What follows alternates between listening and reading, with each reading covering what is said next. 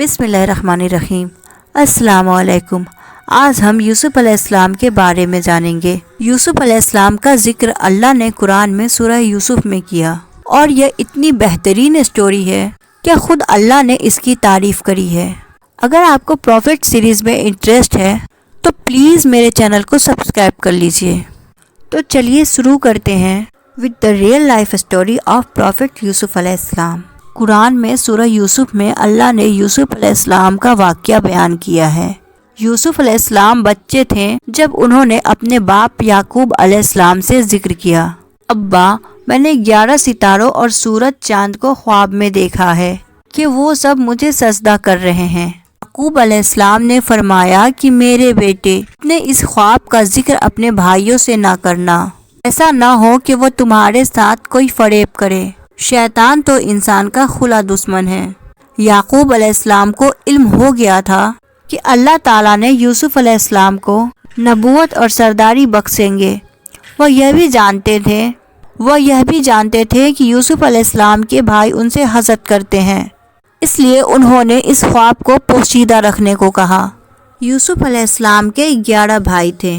بنیامین ان کے سگے بھائی تھے جو ایک ہی ماں سے پیدا ہوئے تھے، باقی بھائی دوسری ماؤں سے پیدا ہوئے تھے۔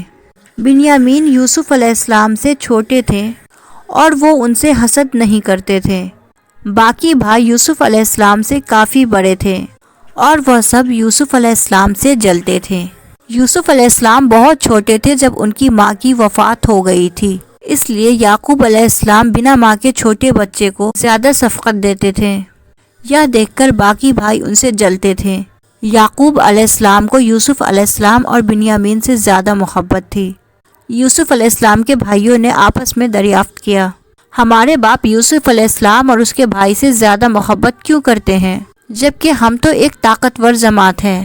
ان کی حسد اور جلن اتنی بڑھ گئی کہ انہوں نے آپس میں مشورہ کیا اور یوسف علیہ السلام کو قتل کرنے کا منصوبہ بنا لیا۔ انہوں نے کہا کہ یوسف علیہ السلام کو تو مار ہی ڈالو یا کسی نامعلوم جگہ پھینکاؤ تاکہ ہمارے والد کا رخ صرف ہماری طرف ہو جائے، بعد میں ہم توبہ کر لیں گے۔ ان میں سے ایک بھائی لاوی نے کہا، یوسف کو قتل تو مت کرو بلکہ اسے کسی کنویں میں ڈالاؤ تاکہ اسے کوئی آتا جاتا قافلہ اٹھا لے جائے۔ سب اس بات پر راضی ہو گئے۔ پھر سارے بھائی مل کر حضرت یعقوب علیہ السلام کے پاس گئے اور بولے، آخر آپ یوسف کے بارے میں ہم پر اعتبار کیوں نہیں کرتے؟ ہم تو اس کے خیر خواہ ہیں۔ کل آپ یوسف کو ہمارے ساتھ بھیج دیجئے کہ وہ خوب کھائے پیے اور کھیلے، اور اس کی حفاظت کے ہم ذمہ دار ہیں۔ یعقوب نبی نے فرمایا، اسے تمہارا لے جانا مجھے فکر میں رکھے گا، اور مجھے یہ بھی ڈر لگا رہے گا کہ اسے کہیں کوئی بھیڑیا نہ کھا جائے۔ انہوں نے جواب دیا، ہم جیسی زراور جماعت کی موجودگی میں بھی اگر اسے بھیڑیا کھا جائے تو ہم تو بالکل نکمے ہوئے۔ بیٹوں کی بار بار اصرار پر یعقوب علیہ السلام یوسف علیہ السلام کو اپنے بھائیوں کے ساتھ بھیجنے پر رضامند ہو گئے۔ اگلے دن سارے بھائی یوسف علیہ السلام کو لے کر چل دیے۔ راستے میں انہوں نے یوسف علیہ السلام کو خوب مارا پیٹا اور پھر ایک کنویں میں پھینک دیا۔ یوسف علیہ السلام کنویں میں ایک پتھر پر گرے اور وہ اس پر بیٹھ گئے۔ یوسف علیہ السلام کو یہ یقین نہیں آ رہا تھا کہ ان کے بھائیوں نے ان کے ساتھ ایسا کیا۔ یوسف علیہ السلام کو یہ یقین نہیں آ رہا تھا کہ ان کے بھائیوں نے ان کے ساتھ ایسا کیوں کیا۔ اللہ تعالیٰ نے اس اندھیرے کنویں میں یوسف علیہ السلام پر وحی بھیجی اور انہیں دلاسا دیا کہ بہت جلد وہ اس کنویں سے نکل جائیں گے۔ یوسف علیہ السلام کو کنویں میں ڈالنے کے بعد وہ سب روتے ہوئے اپنے باپ کے پاس پہنچے اور کہنے لگے کہ ابا جی، ہم تو آپس میں دوڑ میں لگ گئے اور یوسف کو ہم نے سامان کے پاس چھوڑا تھا، بس اسے بھیڑیا کھا گیا۔ آپ ہماری بات نہیں مانیں گے پر ہم سچے ہیں۔ ثبوت کے طور پر وہ لوگ یوسف علیہ السلام کے کرتے پر جھوٹ موٹ کا خون لگا لائے جو انہوں نے اپنے باپ کو دکھایا۔ یعقوب علیہ السلام نے فرمایا، یہ سچ نہیں ہے بلکہ تم نے اپنی طرف سے بات بنا لی ہے، بس صبر ہی بہتر ہے، اور تمہاری بنائی ہوئی باتوں پر اللہ سے ہی مدد کی طلب کی جا سکتی ہے۔ یعقوب علیہ السلام نے فرمایا، بھلا بتاؤ وہ کیسا بھیڑیا تھا جو میرے بیٹے کو تو کھا گیا پر اس کے کرتے کو بالکل بھی نہیں پھاڑا؟ بار بار پوچھنے پر بھی بھائیوں نے سچ نہیں بتایا۔ سفر کرتا ہوا ایک قافلہ آیا اور انہوں نے پانی کے لیے ایک شخص کو بھیجا۔ اس نے اپنا ڈول کنویں میں لٹکا دیا۔ یوسف علیہ السلام اس ڈول میں بیٹھ گئے۔ انہوں نے جب ڈول نکالا تو اس میں ایک خوبصورت لڑکا آیا۔ وہ خوش ہو گئے کیونکہ اس زمانے میں غلاموں کی تجارت ہوتی تھی۔ وہ قافلہ یوسف علیہ السلام کو اپنے ساتھ مصر لے گیا اور انہیں ایک معمولی قیمت پر غلام کے طور پر بیچ دیا۔ عزیز مصر نے اس خوبصورت بچے کو خریدا، اپنی بیوی زلیخا کو تحفے میں پیش کیا اور فرمایا کہ اسے بہت عزت اور احترام کے ساتھ رکھو۔ کیا ممکن ہے کہ یہ ہمیں فائدہ پہنچائے یا ہم اسے اپنا بیٹا ہی بنا لے؟ اس طرح یوسف علیہ السلام عزیز مصر کے یہاں پلے بڑھے۔ عزیز مصر نے یوسف علیہ السلام کو بیٹوں کی طرح رکھا۔ جب یوسف علیہ السلام بڑے ہوئے تو انہیں شاہی محل کی دیکھ بھال دے دی گئی۔ اللہ نے مصر کی سرزمین میں یوسف علیہ السلام کے قدم جما دیے اور انہیں علم سے نوازا۔ جب یوسف علیہ السلام جوان ہوئے، جوانی کے ساتھ ان کے حسن میں بھی اضافہ ہوا۔ حسن یوسف واقعی بے مثال تھا۔ یوسف علیہ السلام اس دنیا کے سب سے خوبصورت شخص تھے۔ اللہ نے خوبصورتی کو 2 حصوں میں بانٹا۔ آدھا حسن اس پوری دنیا کی تمام مخلوق میں تقسیم کرا اور باقی آدھا حسن صرف یوسف علیہ السلام کو ہی دے دیا۔ سبحان اللہ، یہ ہے حسن یوسف۔ عزیز مصر کی بیوی زلیخا یوسف علیہ السلام کے حسن کو دیکھ کر فدا ہو گئی اور اس نے یوسف علیہ السلام کے ساتھ بدکاری کا ارادہ کیا۔ پھر اپنے محل میں اس نے یوسف علیہ السلام کو بہلانا پھسلانا شروع کر دیا۔ ایک رات زلیخا نے یوسف علیہ السلام کو سارے دروازے بند کر کے کہا، آئیے یوسف، میں نے یہ زیب و زینت آپ کے لیے کی ہے۔ یوسف علیہ السلام نے کہا، اللہ کی پناہ، یہ ناممکن ہے، میں ایسا نہیں کر سکتا۔ کیا میں اپنے مالک کی بیوی کے ساتھ بدکاری کروں جس نے مجھے اپنے بیٹوں کی طرح پالا؟ یہ بہت بڑا ظلم ہے۔ جب زلیخا ضد کرنے لگی تو یوسف علیہ السلام وہاں سے بھاگے اور زلیخا ان کے پیچھے بھاگی اور دونوں دروازے کی طرف دوڑے۔ زلیخا نے یوسف علیہ السلام کا کرتا پیچھے سے کھینچ کر پھاڑ دیا۔ دروازے کے پاس ہی عزیز مصر دونوں کو مل گئے۔ زلیخا چونک گئی اور اپنے بات سے پلٹ گئی۔ کہنے لگی، جو شخص آپ کی بیوی کے ساتھ برائی کا ارادہ کرے اس کی سزا یہی ہے کہ اسے قید کر دیا جائے اور کوئی دردناک عذاب دیا جائے۔ یوسف علیہ السلام نے کہا کہ میں گنہگار نہیں بلکہ یہی مجھے بہلا پھسلا رہی تھی۔ قبیلے کے ایک شخص نے مشورہ دیا کہ اگر یوسف کا کرتا آگے سے پھٹا ہوا ہے تو زلیخا سچی ہے اور یوسف جھوٹ بول رہا ہے، اور اگر کرتا پیچھے سے پھٹا ہو تو یوسف سچا ہے اور زلیخا جھوٹ بول رہی ہے۔ جب عزیز مصر نے دیکھا کہ یوسف علیہ السلام کا کرتا پیچھے سے پھٹا ہوا ہے تو وہ بول اٹھے کہ یہ تو عورتوں کی چال بازی ہے، بے شک تمہاری چال بازی بہت بڑی ہے۔ اور انہوں نے یوسف علیہ السلام سے کہا، یوسف، اس بات کو جانے دو اور زلیخا، تم اپنے گناہوں کی توبہ کرو۔ عزیز مصر نے اس بات کو دبانے کی کوشش کی اور یوسف علیہ السلام کو اپنے گھر میں ہی رہنے دیا، لیکن پھر یہ بات شہر میں پھیل گئی۔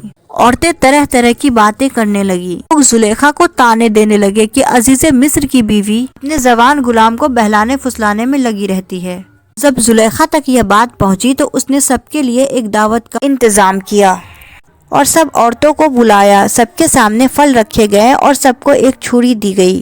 پھر زلیخا نے یوسف علیہ السلام کو حکم دیا کہ سب کے سامنے مجلس میں پیش ہو۔ جب شہر بھر کی عورتوں نے یوسف علیہ السلام کو دیکھا تو ان کے حسن کو دیکھ کر اتنا کھو گئی کہ پھلوں کے بجائے چھری سے اپنے ہاتھوں کو ہی کاٹ لیا اور انہیں پتہ بھی نہیں لگا، اور وہ سب بول اٹھی کہ یہ انسان تو ہرگز نہیں، یہ تو کوئی فرشتہ ہے۔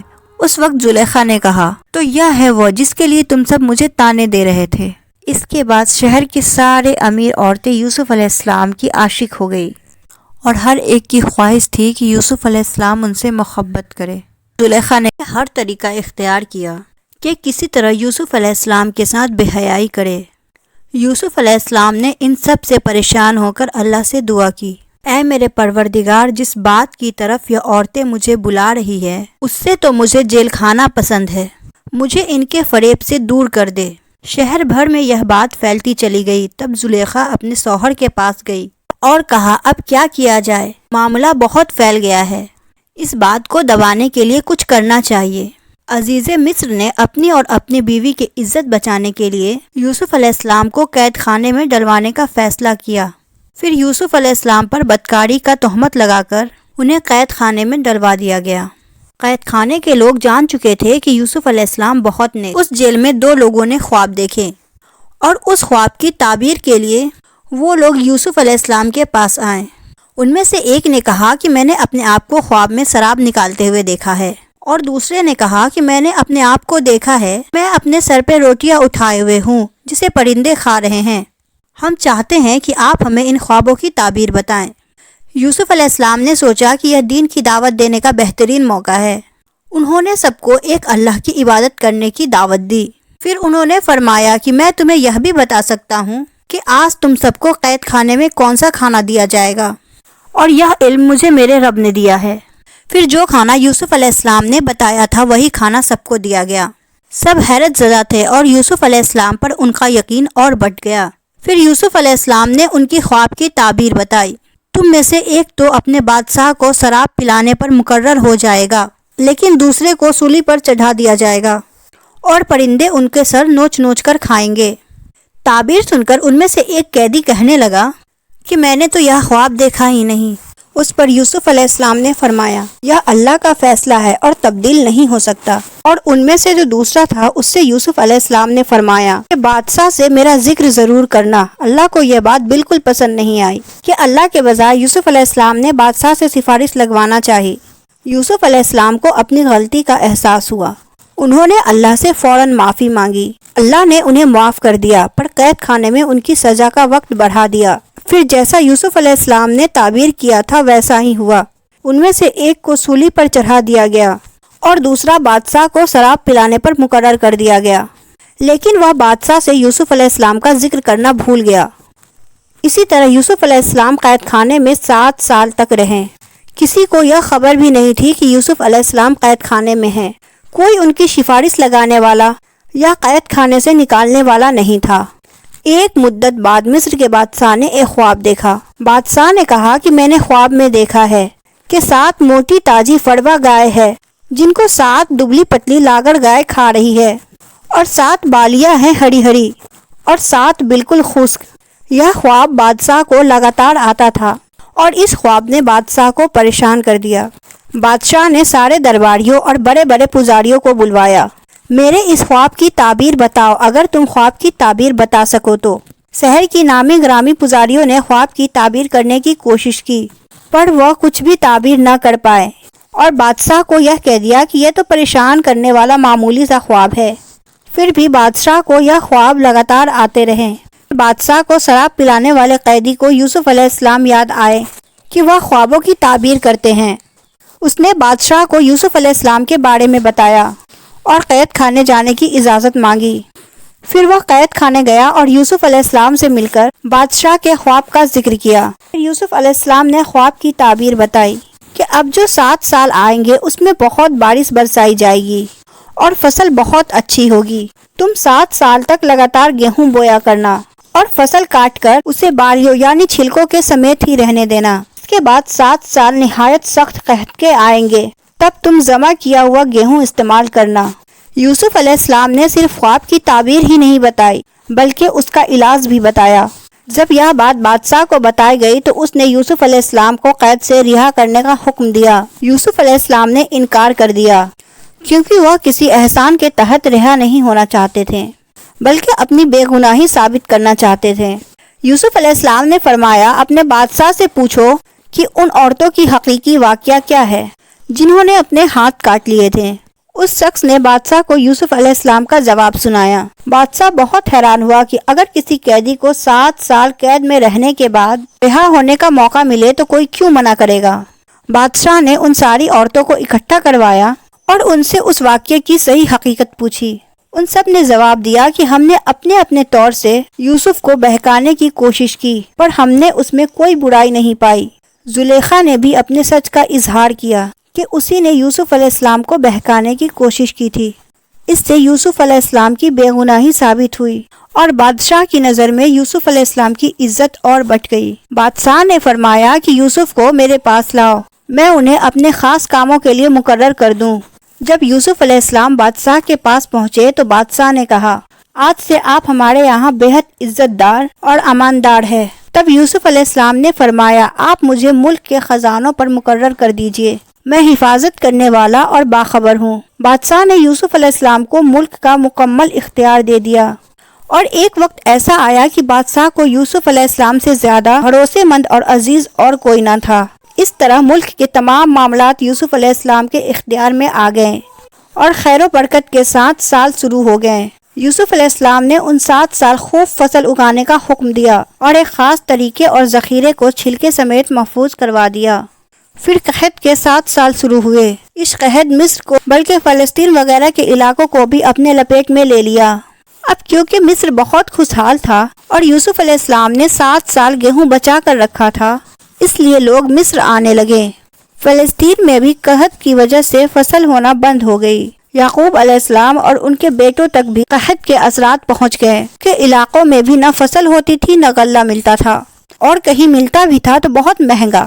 وہاں خبر پہنچی کہ مصر میں پرانی قیمت پر اناج مل رہا ہے، اس لیے قافلے کے قافلے فلسطین سے مصر آنے لگے تاکہ لوگ مال اسٹاک کر کے مہنگی قیمت پر نہ بیچے۔ اس لیے غلہ خریدتے وقت سارے گھر والوں کو ساتھ لانا ضروری تھا، اور اسی طرح یوسف علیہ السلام کے سارے بھائیوں نے مصر جانے کا ارادہ کیا تاکہ اپنے گھر کے لیے گیہوں لا سکے۔ یوسف علیہ السلام کے بھائی مصر آئے تو یوسف علیہ السلام نے انہیں پہچان لیا، لیکن ان کے بھائی انہیں نہیں پہچان پائے کیونکہ وہ تصور بھی نہیں کر سکتے تھے اس بھائی کو انہوں نے کنویں میں پھینک دیا تھا۔ وہ آج مصر کے سب سے عظیم شخصیت بن چکا ہے۔ یوسف علیہ السلام نے ان کی بہت اچھے سے خاطر کی اور ان سے ان کے باپ کے بارے میں پوچھا۔ پھر تفتیش کے بہانے پوچھا کہ کیا ان کا کوئی اور بھائی بھی ہے۔ بھائیوں نے بتایا کہ ان کا ایک اور بھائی بھی ہے، بنیامین، جس کو ان کے باپ اپنے سے دور نہیں کرتے۔ یوسف علیہ السلام نے انہیں اس سال کی گندم دے دی، لیکن یہ شرط رکھ دی کہ اگلے سال وہ لوگ بنیامین کو بھی لائیں، ورنہ انہیں گندم نہیں ملے گی۔ یہ اس لیے کیونکہ یوسف علیہ السلام اپنے سگے بھائی بنیامین سے ملنا چاہتے تھے۔ پھر جن پیسوں سے انہوں نے گیہوں خریدا تھا، یوسف علیہ السلام نے اپنے خدمتگاروں سے کہا ان کی پونجی انہی کے سامان میں واپس رکھ دو۔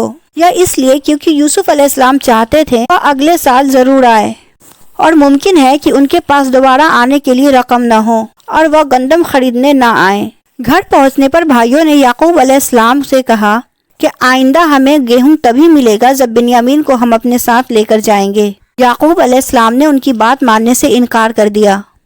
پھر جب انہوں نے اپنا سامان کھولا تو اس میں اپنے پیسے موجود پائے۔ یہ دیکھ کر انہوں نے یعقوب علیہ السلام کو اور منانے کی کوشش کی۔ یعقوب علیہ السلام نے فرمایا کہ میں بنیامین کو تمہارے ساتھ تب تک نہیں بھیجوں گا جب تک تم اللہ کی قسم نہ کھاؤ کہ اسے اپنے ساتھ واپس لے کر آؤ گے۔ ان سب نے اللہ کی قسم کھا لی کہ بنیامین کو اپنے ساتھ حفاظت سے رکھیں گے۔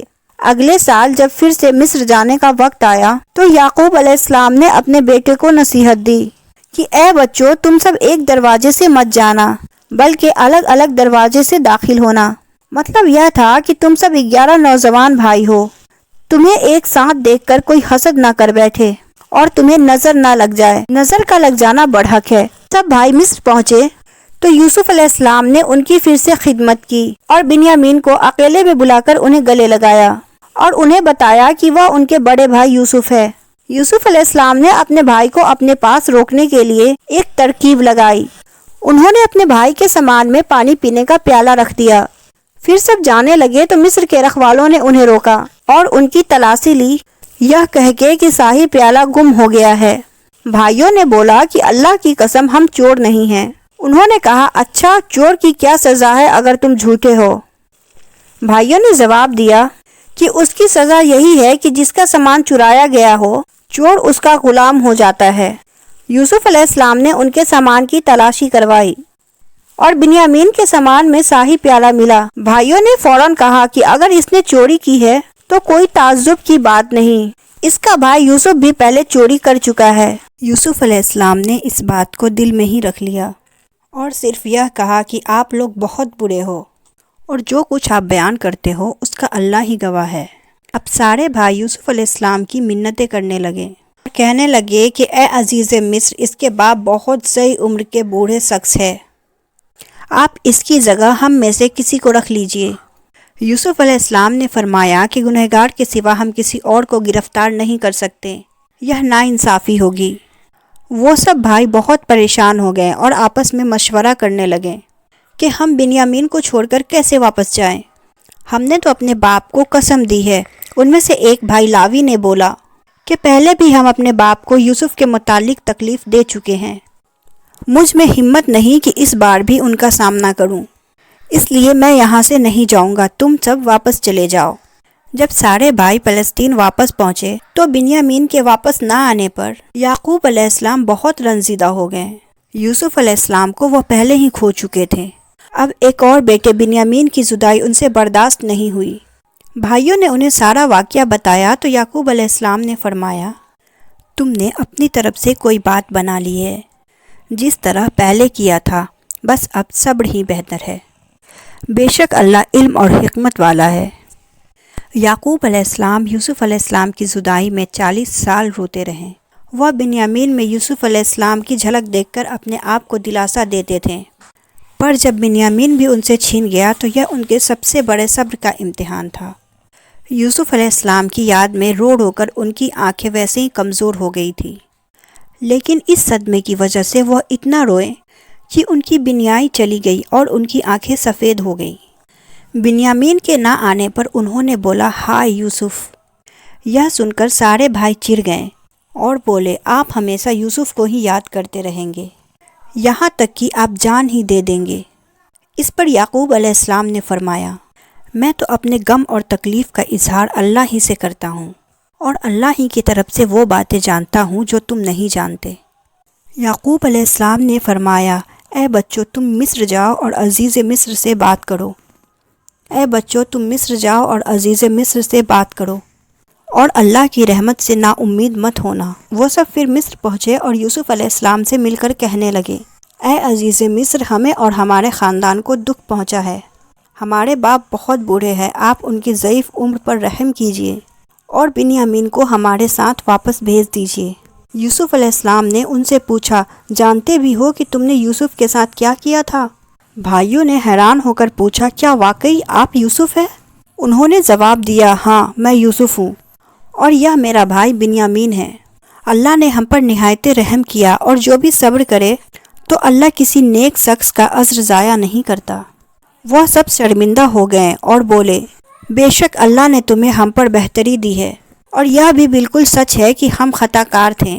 یوسف علیہ السلام اس مقام پر انہیں سزا دے کر ان سے بدلہ لے سکتے تھے، پر یوسف علیہ السلام نے انہیں معاف کر دیا اور فرمایا، آج تم پر کوئی ملامت نہیں ہے، اللہ تمہیں بخشے، وہ سب مہربانوں سے بڑا مہربان ہے۔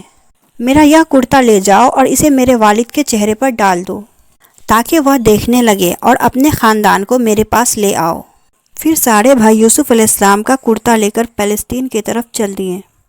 وہ راستے میں ہی تھے کہ یعقوب علیہ السلام نے یوسف علیہ السلام کی خوشبو محسوس کر لی اور کہنے لگے کہ مجھے یوسف کی خوشبو آ رہی ہے۔ خاندان کے سب لوگ یعقوب علیہ السلام کو دیوانہ سمجھ رہے تھے۔ جب وہ سارے بھائی یعقوب علیہ السلام کے پاس واپس پہنچے تو انہیں سارا واقعہ بتایا اور ان کے چہرے پر یوسف علیہ السلام کا کرتا ڈالا، تو یعقوب علیہ السلام کی بینائی واپس آ گئی اور وہ پھر سے دیکھنے لگے۔ آخر کار یعقوب علیہ السلام کو یوسف علیہ السلام کے زندہ ہونے کی خبر سن کر سکون ملا، اور انہوں نے فرمایا، کیا میں نہ کہتا تھا کہ میں اللہ کی طرف سے وہ سارے باتیں جانتا ہوں جو تم نہیں جانتے؟ تب بھائیوں نے کہا، ابا جان، آپ اللہ سے ہمارے لیے گناہوں کی بخشش طلب کیجیے، بے شک ہم گنہگار ہیں۔ ان بھائیوں نے یوسف علیہ السلام کے قتل کا ارادہ کرتے وقت یہ بولا تھا کہ ہم بعد میں توبہ کر لیں گے، پر 40 سال تک وہ توبہ نہیں کر پائے۔ بے شک اللہ کی اجازت کے بنا کوئی توبہ بھی نہیں کر سکتا۔ یعقوب علیہ السلام نے اپنے بیٹوں کے لیے اللہ سے معافی طلب کی۔ پھر سارا خاندان فلسطین چھوڑ کر مصر کی طرف روانہ ہو گیا۔ آخر کار یعقوب علیہ السلام اپنے بیٹے یوسف علیہ السلام سے 40 سال بعد ملے۔ بیٹے اور باپ کی اس کیفیت کا تصور کیجئے کہ کیا عالم ہوگا۔ جب سارا گھرانہ یوسف علیہ السلام کے پاس پہنچ گیا تو یوسف علیہ السلام نے اپنے ماں باپ کو اپنے پاس جگہ دی اور انہیں تخت پر بیٹھایا۔ یوسف علیہ السلام کی یہ شان دیکھ کر سب یوسف علیہ السلام کے سامنے سجدے میں گر گئے۔ تب یوسف علیہ السلام نے فرمایا، ابا، یہ میرے بچپن کے خواب کی تعبیر ہے، میرے رب نے اسے سچا کر دکھایا۔ اللہ نے مجھ پر بہت رحم کیا اور مجھے مصیبتوں سے نکالا۔ میرا رب جو چاہے اس کے لیے بہترین تدبیر کرنے والا ہے، اور وہ بہت علم و حکمت والا ہے۔ اے میرے پروردگار، تو نے مجھے حکومت عطا فرمائی اور مجھے خوابوں کی تعبیر سکھائی۔ اے آسمان اور زمین کو پیدا کرنے والے، تو ہی دنیا اور آخرت میں میرا ولی اور کاستاز ہے۔ تو مجھے دین کی حالت میں فوت کر اور مجھے نیکوں میں شامل کر۔ تو یہ تھا یوسف علیہ السلام کا بہترین واقعہ۔